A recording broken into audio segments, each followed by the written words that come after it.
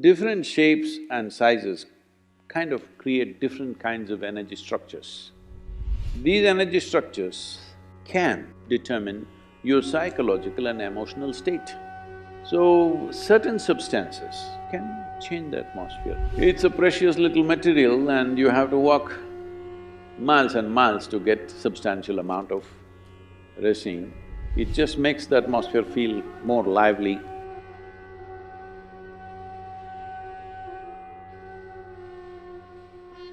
This question comes from Ashley in Memphis. Namaskaram Sadhguru.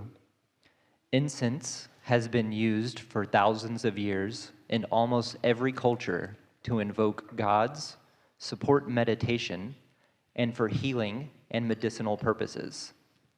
Burning herbs and resins has been an especially big part of both Indian history as well as Native American history. Can you please speak about the significance of burning incense and how incense should be used in modern times? Oh, is that the reason I'm being smoked and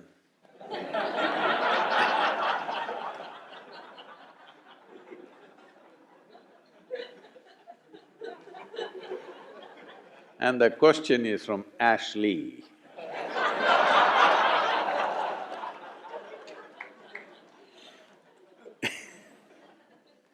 Incense is usually Ashley. Without ash, there is no incense. Well, the significance of this is, there are certain substances when they burn. One thing is there is fragrance, of course, which is pleasant for the nostrils.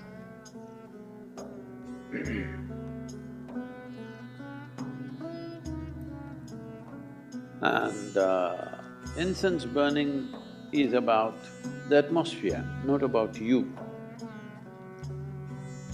Because different spaces, indoors especially, in different spaces, there are different kinds of…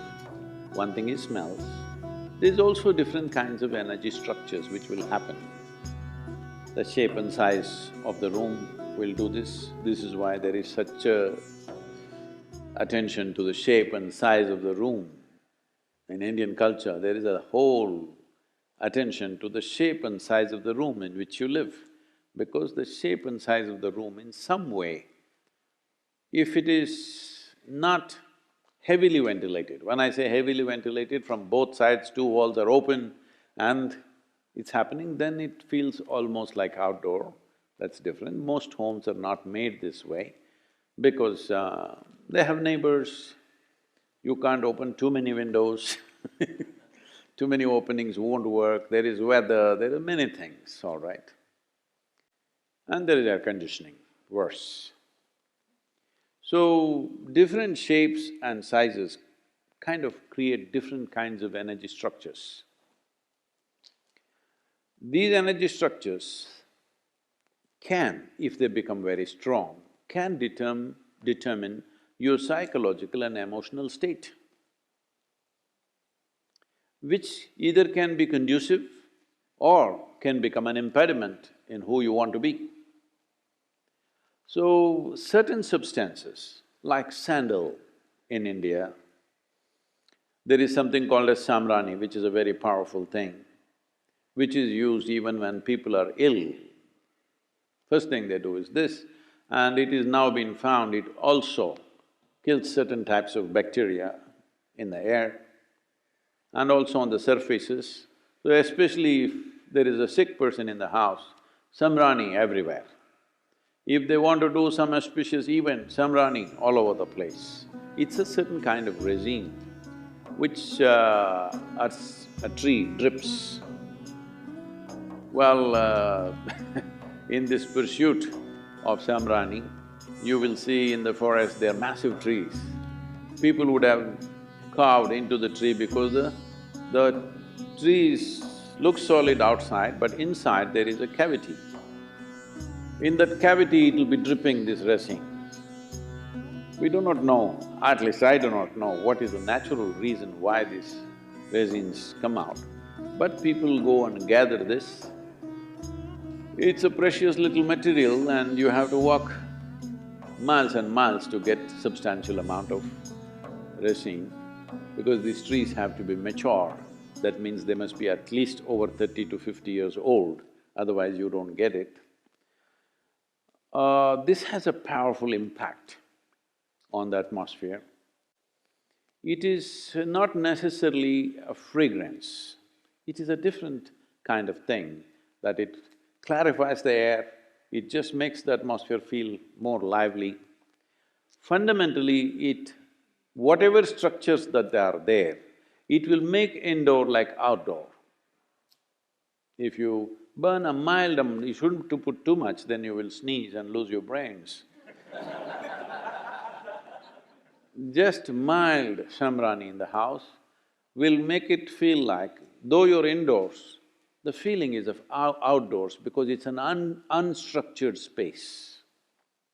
Especially if death happens in the family, shamrani is burnt for up to 11 to 12 days because they want to clear that air completely. These are subtler aspects, but I'm little apprehensive of speaking about this in United States because there is already so much a new age, you know. Because first when I came to Nashville, someone in Nashville told me that, Sadhguru, there is a spiritual expo happening. I said, what? Spiritual expo? Even in India, it happens only once in 12 years. No, here every year we have. I said, I want to see.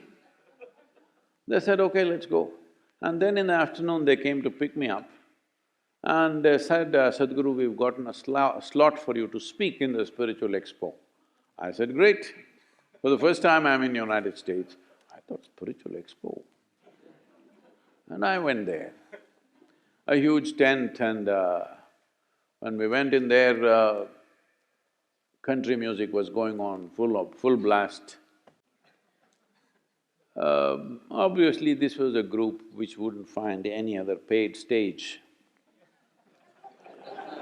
Maybe in the evening, more known groups would come. In the afternoon, it's an empty stage, anybody can use the sound system. So they were banging away. I said, okay, spiritual expo, but it's okay, music is just a cultural thing, let me focus on the spiritual expo. I went inside, somebody is selling a spiritual bath soap. Wow. Somebody is selling a spiritual stone, a pebble from somewhere which is spiritual. Like this, roots, herbs, this, that. I don't know if there was a toothbrush.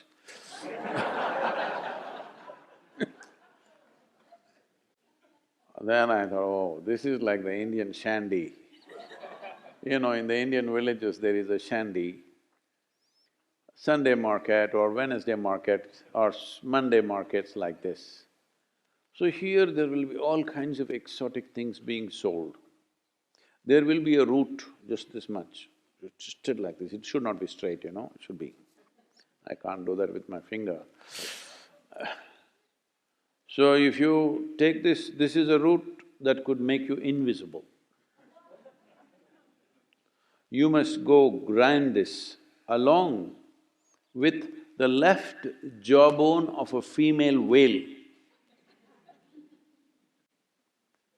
And the whale should be alive. That means you actually swam in there, cut a piece of the jaw and came, and together, if you rub this together along with something and there is a mantra, you do this, and then that paste, if you put it in the upper palate, you will become invisible. Actually, if you go into the mouth of the whale, you will become invisible.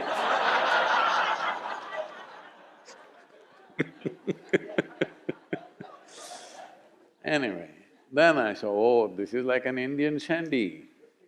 There they were selling all kinds of exotic incense also. Incense has a certain impact, but don't overdo it. Don't think it'll determine your spiritual nature. It can change the atmosphere a little bit. It should not be over certified, it has certain impact. One can use it in a sensible manner, but these days incense is being made with chemical stuff. Best you don't burn those things. It's very, very important before… You have enough chemical thing happening on the street, in the industry, in the factory floor that you may be working, wherever, there's enough chemicals floating around. At least within your house, do not burn chemically made incense, because I think that is almost 70% or 80% of what's available in the market today is chemical. You must take it out before you burn it. It's very, very important because within the closed enclosures, if you burn chemicals, well, the negative impact of that is very, very big. So it must be natural resin or certain other oils, essential oils and things which can make a difference. A mild difference, if you need that kind of a difference, it helps definitely.